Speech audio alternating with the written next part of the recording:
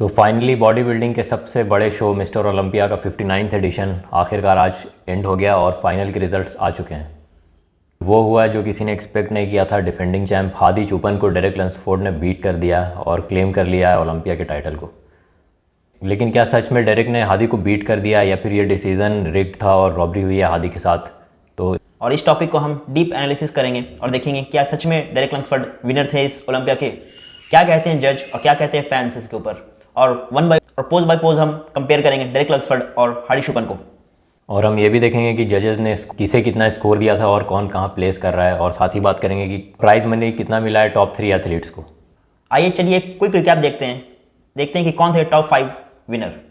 तो सबसे पहले विनर फर्स्ट स्पॉट पर है डेरेक लंसफोर्ड और दूसरे नंबर पर इस बार आए हैं हादी चुपन। लेकिन ये डिसीजन काफ़ी कंट्रोवर्शियल है फैंस के अकॉर्डिंग और कुछ टॉप एक्सपर्ट्स के अकॉर्डिंग। हादी चुपन क्लियर विनर थे इस साल के 2023 मिस्टर ओलंपिया में, लेकिन पता नहीं ऐसा क्या हुआ मिस्टर ओलंपिया में जो इतना बड़ा टर्नओवर हो गया इस बार। और ओलंपिया की क्रेडिबिलिटी पर फिर से क्वेश्चन उठने लगे हैं। कुछ लोग कह रहे हैं कि ये फिर से एक पॉलिटिक्स से इन्फ्लुएंस डिसीजन लिया गया है ओलंपिया में।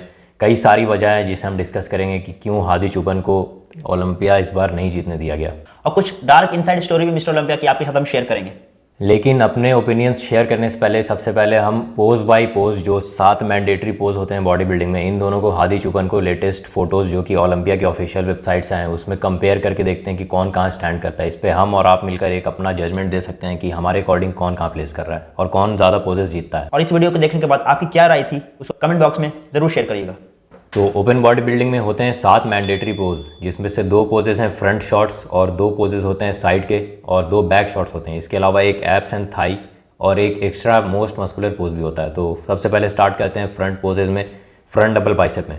तो सबसे पहले अगर इस फोटो में हम किसी चीज़ पर हमारा अटेंशन जाता है तो वो ऑब्वियसली डेरेक का स्ट्रक्चर है। इनके वाइड लैट्स जो सबसे ज़्यादा इनके प्लस पॉइंट है वो स्टैंड आउट करते हैं। लेकिन एक चीज़ हमें जानना होगा कि ये सिर्फ लैट स्प्रेड और बाइसेप का पोज नहीं है, इसमें पूरी बॉडी को देखना होता है कि पूरी बॉडी कैसी लग रही है। अगर ओवरऑल हम देखते हैं सिर्फ फ्लैट्स के अलावा तो लेग्स, बाइसेप्स, आर्म्स सारा कुछ इसमें काफ़ी नोटिस किया जाता है। तो हादी चुपन का एक्स फ्रेम काफ़ी अच्छा बन रहा है इस पोज में, लेकिन डेरेक लंसफोर्ड को भी अच्छा बन रहा है। लेकिन हादी के लेग्स काफ़ी डोमिनेटिंग हैं और उनके बाइसेप्स भी काफ़ी पीकी हैं, तो वो भी काफ़ी डोमिनेटिंग लगते हैं डेरेक लंसफोर्ड के सामने। बिल्कुल, हादी के बाइसेप आप जैसे कि देख सकते हैं, इनका बाइसेप का पीक ज़्यादा अच्छा है और क्वाड्स का साइज़ सबसे ज़्यादा विजिबल है कि हादी इसमें काफ़ी ज़्यादा सुपीरियर है। और कंडीशनिंग भी अगर आप सिर्फ लेग्स पर फोकस करें तो डेरेक लंसफोर्ड इसमें काफ़ी फ्लैट दिख रहे हैं लेग्स कंपेयर हादी चुपन के लेग्स के अगर कंपेयर में बात करें तो। और इसमें आप क्लियरली देख सकते हैं कि इनका चेस्ट काफ़ी फ्लैट है डेरेक लंसफोर्ड का, वहीं हादी चुपन का काफ़ी पॉपअप करता है। तो ये पोज डायरेक्टली जाता है हादी चुपन को। अब हम चलते हैं नेक्स्ट पोज की तरफ जो कि है फ्रंट लैट स्प्रेड। इस पोज में भी आप देख सकते हैं कि ये लैट स्प्रेड दोनों के लिए काफ़ी ही एडवांटेजियस पोज है। दोनों इस पोज में काफ़ी डोमिनेटिंग लगते हैं। लेकिन फिर से वही, अगर हम पूरी बॉडी को इसमें एनालाइज करें तो फिर से लेग्स के मामले में हादी चुपन आगे निकल जाते हैं। अपर बॉडी अगर फिर भी कंपेरेबल है तो चेस्ट हादी चुपन का फिर से इसमें ज़्यादा अच्छा लग रहा है और एब्स भी हादी चुपन के क्लियरली ज़्यादा डिफाइंड है। डेरेक के एब्स हमेशा से वीकनेस रहे हैं, तो इस पोज में भी हादी चुपन ज़्यादा सुपीरियर लग रहे हैं। और इसमें आप कंडीशनिंग भी साफ साफ देख सकते हैं कि हादी चुपन में कंडीशनिंग काफ़ी टॉप नॉच है। इनके वेस्कुलरिटी और इनकी क्रिस्पीनेस काफ़ी ज़्यादा अच्छी लग रही है स्टेज पे, इनके पिकी बाइसेप, और हादी चुपन के डेल्स ज़्यादा वाइड है डेरेक लंसफोर्ड से। तो ये पोज भी ओवरऑल हादी चुपन ही विन कर रहे हैं। नेक्स्ट अब हम चलते हैं साइड शॉट्स की तरफ। तो साइड शॉट्स में 2 मेन शॉट्स हैं, साइड ट्राइसेप और साइड चेस्ट। तो सबसे पहले अगर हम देखते हैं साइड ट्राइसेप को, इस पोज का नाम तो साइड ट्राइसेप है, लेकिन इसमें सिर्फ ट्राइसेप को नहीं देखा जाता, इसमें ओवरऑल बॉडी देखी जा रही है कैसी कंडीशनिंग और कैसी शेप में है। तो हादी चुपन के एब्स, ट्राइसेप्स, चेस्ट सारे कुछ ही में फाइबर्स भर भर के हैं। आप क्लियरली देख सकते हैं इनके लेग्स में भी सेपरेशन काफ़ी अच्छा है। शायद इस केस में अगर डेरेक लंसफोर्ड के लेग्स ज़्यादा सुपीरियर लगे हादी चुपन से, क्योंकि इनके लेग्स पिछले साल से काफ़ी ज़्यादा इंप्रूव हो चुके हैं। लेकिन फिर भी अगर ओवरऑल बॉडी को देखते हैं अपर बॉडी के साथ तो ऑब्लिक्स आप साफ देख सकते हैं डेरेक लंसफोर्ड के कंपैरिजन में हादी के काफ़ी ज़्यादा हैं। एब्स भी ज़्यादा है, सुपीरियर है। चेस्ट में स्ट्राइशंस भी हादी के पास ज़्यादा हैं। तो इस पोज में भी अगर हादी को अगर हम कहते हैं कि ये डोमिनेटिंग लग रहे हैं तो गलत नहीं है। अब नेक्स्ट चलते हैं हम साइड चेस्ट के ऊपर। इस पोज में भी अगर हम देखें तो सबसे पहले अगर लोअर बॉडी सिर्फ कंपेयर करते हैं तो डेरेक लंसफोर्ड इसमें ज़्यादा सुपीरियर लग रहे हैं साइड से, क्योंकि इनके क्वाड्स ज़्यादा डेवलप्ड हो गए हैं इस साल। और अपर बॉडी शायद इसमें एक तरह से ड्रॉइश कह सकते हैं।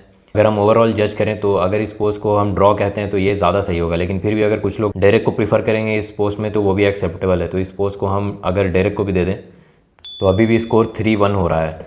अब हम आ जाते हैं 2 काफ़ी इंपॉर्टेंट शॉट्स जो कि हैं बैक के शॉट्स, बैक डबल बाइसेप और बैक लैट स्प्लिट। तो सबसे पहले बात करते हैं बैक डबल बाइसेप की। बैक डबल बाइसेप ये अकेला ऐसा पोज है जिसमें डेरेक लंसफोर्ड बिल्कुल डोमिनेट कर रहे हैं और हादी चुपन से इसमें ये काफ़ी ज़्यादा एडवांस लग रहे हैं, सिर्फ लोअर बॉडी नहीं बल्कि अपर बॉडी में भी। आप क्लियरली देख सकते हैं इनकी डेंस बैक कितनी ज़्यादा थिक लग रही है और इनके स्ट्राइटेड ग्लूट्स जिसपे तो ये एक ऐसा पोज है जिसमें डेरेक लंसफोर्ड पूरे सारे एथलीट के सामने ही सबसे ज़्यादा अच्छे भी लग रहे हैं, वेल कंडीशन भी है। तो अभी फिलहाल इस पोज में डेरेक लंसफोर्ड को कोई टच नहीं कर सकता है। तो इस पोज को जीतने के बाद अभी फिलहाल स्कोर हो चुका है 3-2। अब हम चलते हैं दूसरे बैक शॉट यानी कि लैट स्प्रेड पे। तो बैक डबल बाइसेप अगर डेरेक लंसफोर्ड का सबसे स्ट्रॉन्ग पॉइंट है, लेकिन फिर भी अगर दूसरे बैक शॉट यानी कि बैक लैट स्प्रेड को देखते हैं तो इसमें डेरेक लंसफोर्ड उतनी ज़्यादा डोमिनेटिंग नहीं है, क्योंकि हादी चुपन क्लियरली ज़्यादा वाइडर लैट शो करते हैं इस पोज में।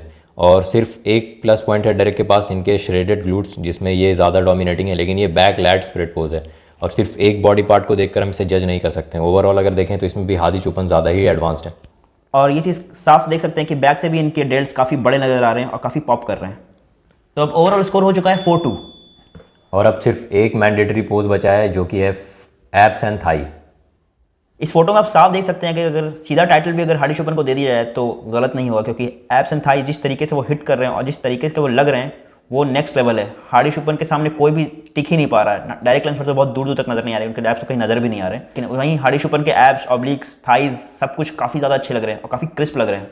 डेरेक लंसफोर्ड इस पोज को दो तरह से हिट करते हैं। एक में इनका एब्स फ्लेक्स्ड होता है जिसमें इनके एब्स काफ़ी ज़्यादा ख़राब लगते हैं, तो ये ट्रांजिशन कर जाते हैं दूसरे वैक्यूम वाले पोज में। लेकिन इस पोज का नाम है एब्स एंड थाई। अगर आप एब्स को वैक्यूम करके हाइड कर लेते हैं तो ये इस पोज के साथ जस्टिफिकेशन नहीं है। और ये बात ओलंपिया के एक हेड जज ने कही थी कि एब्स एंड थाई में वैक्यूम पोज को ज़्यादा प्रेफरेंस नहीं मिलती है, क्योंकि इसमें एब मसल ही नहीं शो होता है।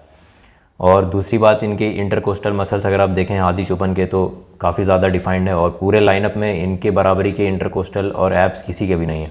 तो इस पोज को भी हादी चुपन क्लियरली जीत रहे हैं। तो अब टोटल हो जाता है 5-2। लेकिन एक और पोज भी है जिसको मैंडेटरी तो नहीं है, लेकिन उसको अक्सर एथलीट लोग हिट करते हैं स्टेज पे। तो आइए देख लेते हैं मोस्ट मस्कुलर में दोनों एथलीट कैसे नजर आ रहे हैं एक दूसरे के सामने। मोस्ट मस्कुलर इस पोज में हादी चुपन को कोई भी बीट नहीं कर पाता है फिलहाल के लाइनअप में। इनके चेस्ट सबसे ज़्यादा स्ट्राइटेड हैं पूरे लाइनअप में और डेरेक लंसफोर्ड बिल्कुल क्लियरली इन्फीरियर लग रहे हैं इनके सामने, जिनकी चेस्ट सबसे बड़ी वीकनेस है। अभी से नहीं बल्कि पिछले 2-3 साल से लगातार इनकी चेस्ट बिल्कुल फ्लैट दिखती है, ना के बराबर स्ट्राइएशन से अगर हम हादी चुपन के बगल में इनको खड़ा कर देखते हैं। लेग्स का भी सेम कंडीशन है, हादी चुपन काफ़ी ज़्यादा क्रिस्प हैं, एब्स भी बिल्कुल इसमें पॉपअप कर रहे हैं हादी चुपन के। तो ओवरऑल अगर देखा जाए तो इस पोज में काफ़ी अच्छे नजर आ रहे हैं हादी चुपन। बिल्कुल सिमेट्री उनकी परफेक्ट है और बिल्कुल अनबीटेबल लग रहे हैं स्टेज पे। सिर्फ हादी के सामने, सिर्फ डेरेक के सामने ही नहीं, पूरे लाइनअप में बिल्कुल ही अलग नजर आ रही है। तो ये तो बात थी पोज बाई पोज की कि कौन कितने पॉइंट्स ले जा रहा है किस पोज में। लेकिन अब जान लेते हैं कि एक्सपर्ट्स क्या कह रहे हैं जो वहाँ लाइव देख रहे थे, और कुछ टॉप के जज क्या कहते हैं इस बारे में और इस कंट्रोवर्शियल डिसीजन के बारे में।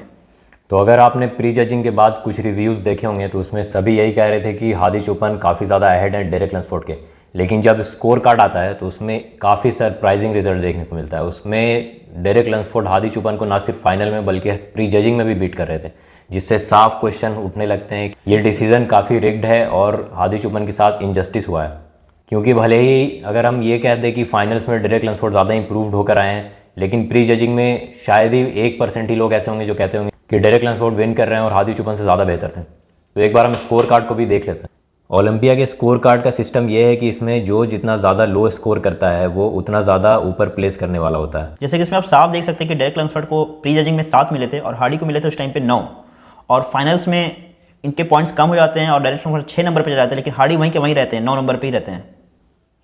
तो इस स्कोर कार्ड के अकॉर्डिंग जजेस ये कहना चाह रहे हैं कि प्री जजिंग में भी डेरेक लंसफोर्ड ज़्यादा अच्छे थे और फाइनल्स में भी काफ़ी ज़्यादा इंप्रूव हो गए। लेकिन ये बिल्कुल ही गलत है। ऐसा तो कोई भी नहीं कह रहा था इस प्री जजिंग के बाद कि हादी चुपन डेरेक लंसफोर्ड से लूज़ कर रहे हैं टाइटल को अपना। हादी चुपन प्री जजिंग में ऐसे दिख रहे थे, फाइनल्स में और भी ज़्यादा अच्छे लग रहे थे, लेकिन स्कोर कार्ड में कोई फर्क नहीं आता इससे। तो इससे साफ पता चलता है कि प्री जजिंग में ही जजेस ने अपना मन बना के रखा था कि किसको जिताना है इस बार मिस्टर ओलंपिया। और अब लोग ये कहने ही लगे हैं कि ये डिसीज़न जो है ये पॉलिटिक्स से इन्फ्लुएंस्ड है, और ये ऐसा पहली बार नहीं हुआ है कि ओलंपिया पर ऐसा एलिगेशन लगा है कि इनके डिसीज़न पॉलिटिकली इन्वॉल्व होते हैं इसमें काफ़ी कुछ।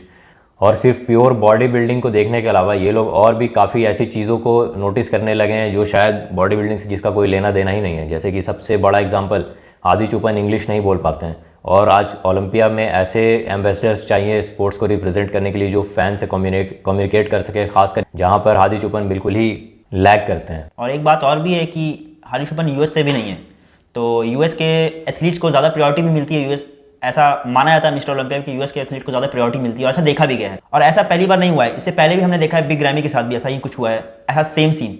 होता क्या था कि बिग ग्रैमी को भी इंग्लिश उस टाइम तक नहीं आती थी, तो इनको कोई तो मिस्टर ओलंपिया में इनको काउंट ही नहीं किया था। लेकिन जब से बिग ग्रैमी में इंग्लिश सीखी, उसके बाद से मिस्टर ओलंपिया भी बन चुके हैं, और मिस्टर ओलंपिया वाले उनको प्रमोट भी करते हैं। तो मतलब ये हो गया कि अगर आपको अच्छी इंग्लिश आती है और अच्छे से रिप्रेजेंट कर सकते हैं मिस्टर ओलंपिया को ओलंपिया के बाद, मतलब स्टेज के बाद अगर बाहर अगर ज़्यादा अच्छा रिप्रेजेंट कर रहे हैं और लोग से ज़्यादा घुल मिल रहे हैं, तो वैसे एथलीट को ज़्यादा प्रायोरिटी मिलेगी, ना कि वैसे एथलीट को जो साल भर सिर्फ मेहनत कर रहा है। लेकिन क्वेश्चन ये है कि क्या ऐसा होना चाहिए? ये मिस्टर ओलंपिया हो रहा है या फिर मिस वर्ल्ड, जहाँ पर प्योर मसल एंड कंडीशनिंग को नेग्लेक्ट करके बाकी चीज़ों को देखा जा रहा है कि इंग्लिश कैसे बोल रहे हैं और इनका पर्सनालिटी कैसा है।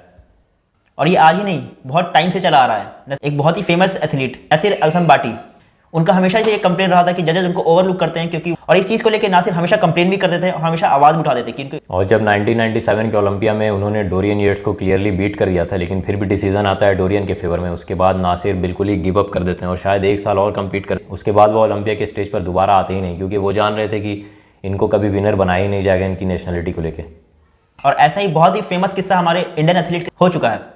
प्रेमचंद रेगरा, जो बहुत ही नामी एथलीट थे उस टाइम पे और इंडिया की तरफ से गए थे रिप्रेजेंट करने मिस्टर ओलंपिया में, लेकिन उनको कहीं भी प्लेसिंग नहीं मिलती है। सिर्फ रीज़न ये रहता है कि वो इंडिया से थे, और उन्होंने खुद भी ये बताया कि उनको काफ़ी सारे ऑफर्स मिले हैं ओलंपिया की तरफ से कि अगर वो यूएसए की तरफ से खेलेंगे तो उनको ज़्यादा अच्छी स्पॉन्सरशिप और ज़्यादा अच्छे रैंक्स मिलेंगे ओलंपिया में। तो ये इससे साफ पता चलता है कि मिस्टर ओलंपिया सिर्फ उनको प्रायोरिटी देता है जो उनकी कंट्री के हैं या फिर उनके तरीके के हैं।